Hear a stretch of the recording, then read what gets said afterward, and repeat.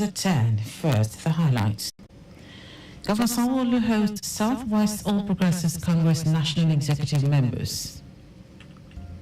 Federal government appeals to workers as electricity union insists on strike over tariff hike. On the foreign scene, United Nations calls for restraint as Iran-Israel trade wars at Security Council. And in sport, Nigeria's Aruna Quadri gets tough draw at International Table Tennis Federation World Cup Tournament. Now the details, Dele Agadumo. Ahead of the gubernatorial election in Ondo State, Lagos State Governor Babajide Sanwo-Olu says the All Progressives Congress APC in the Southwest Zone will continue to work with state and other stakeholders to ensure APC remains the party of choice. Governor Sanwo-Olu said this after a meeting with the APC National Executive members from Southwest at Lagos House, Marina. The governor, who was handed a letter of his appointment as the coordinator for APC Southwest Zone, said the inaugural meeting was held to deliberate and come out with far-reaching decisions that would put the party on its feet and right pedestal.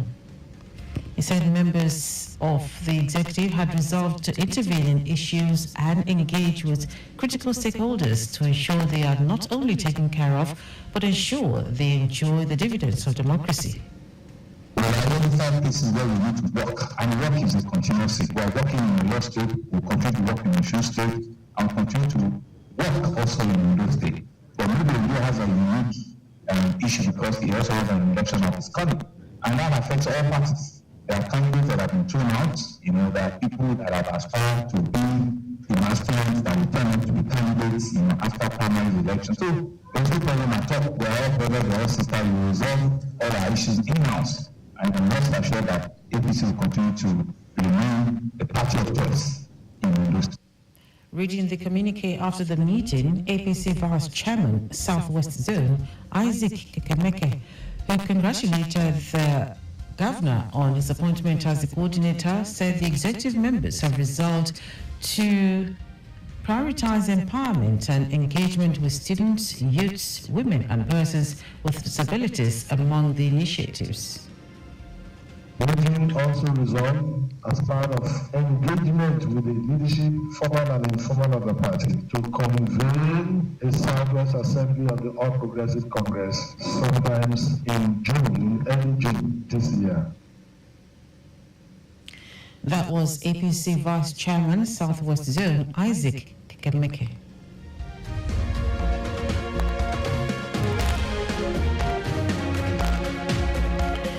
The management of the Lagos State University Teaching Hospital, LASUTH, has again taken a significant steps towards enhancing healthcare management with the inauguration of its Advanced Professional Diploma Program in Hospital Administration and Management. The diploma program, aimed at bridging the gap in healthcare administration expertise, was formally inaugurated in Ikeja at a ceremony attended by healthcare professionals, administrators, and stakeholders. In his address at the event, the Chief Medical Director of LASUTH, Adetokunbo Fabawo, said the program will bridge the current gap which would deny graduates employed as hospital administrators from progressing beyond grade level 14 unless they acquire a professional diploma. Fabawo said the hospital decided to focus a bit on another of its core mandates to establish relevant training institutions, adding that LASUTH has established 5 training schools. The Lagos State government has warned against overloading boats, stressing that passengers must always wear life jackets while traveling on waterways in the state. Commissioner for Information and Strategy, Benga Omotosho, gave the warning in an interview against the backdrop of the disclosure by the police that 7 drowning incidents were recorded in the state in the last 1 week. According to the State Police Public Relations Officer, Benjamin Hundayi, the incidents occurred at hotel, swimming pools, a beach, and the 3rd Mainland Bridge. Reflecting on these incidents, Omotosho said the Lagos State government has made laws to ensure safety on waterways. He said the government has provided a command and control center where officials can see what is happening on the waterways and quickly move to the scene if there is any accident or anything unusual. Omotosha said the government had continued to invest in waterway safety to attract people to waterways while also carrying out advocacy. The National Coordinator Financing Safe Schools Initiative, Halima Ilya, says plans are underway to actively engage hunters and vigilantes in intelligence gathering to curb attacks on schools across the country. Ilya said aggressive community engagements and sensitization of students, parents and teachers would kick off in the second quarter of the year. She said for states without registered vigilantes, the agency intends to advocate to use youths. Ilya added that the agency would engage the National Orientation Agency, NOA, to reach out to the grassroots. Now to the rest of the stories. The federal government has appealed to members of the National Union of Electricity Employees not to down tools over the recent electricity tariff hike. Minister of Power, Adebayo Adelabu, urged the union not to withdraw its members, saying the government is doing everything to improve supply in Nigeria and everybody will be happy at the end of the day. This is as the union insisted that its members would withdraw their services should the government fail to rescind its decision on the removal of subsidy on the tariff payable by Band A customers. The national president of the union, Adebi Adeyeye, said the union stands by its warning to the federal government. The National Electricity Regulatory Commission had on April 3 raised the electricity tariff for customers enjoying 20 hours of power supply daily. And customers in this category were said to be under the Band A classification, and the increase raised their tariff to 225 naira per kilowatt per hour from 66 naira per kilowatt per hour. The organised labour has listed its expectations ahead of the 2024 Workers' Day, calling on the federal government to announce a new minimum wage on May 1. The National Vice President of the Trade Union Congress, Tommy Etim, said there were lots of expectations, particularly since some of the newly initiated policies of government had continued to push more Nigerians into poverty. Etim said workers in the country were expectant of the new minimum wage. He said the welfare of workers is paramount and should be taken into consideration. Etim added that it is also expected that lots of incentives will be rolled out to cushion the effects of the policies initiated by the government, which have continued to limit the purchasing power of workers in Nigeria as a whole. Government and security agencies in the southwest states have beefed up security around government structures and institutions, with machinery put in place to forestall the breakdown of law and order by any group forcing an agenda on the states. Also, security agencies have warned that they would curtail any form of insecurity, adding that anyone parading himself as an Yoruba Nation agitator should either turn the path of peace or have himself to blame. The warning by the Southwest government and the police came on the heels of an attempt on Saturday by separatist Yoruba Nation agitators to take over the Oyo State Government Secretariat, Agodi, Ibadan. The agitators, donning army camouflage and armed with rifles, attempted to hoist their flag on the premises of the Oyo State House of Assembly. The attempt was foiled by security agencies, with 20 of the agitators arrested. Now to foreign news. The United Nations has called on Iran and Israel to show restraint with the threat of a full-scale direct conflict between the pair looming over the Middle East.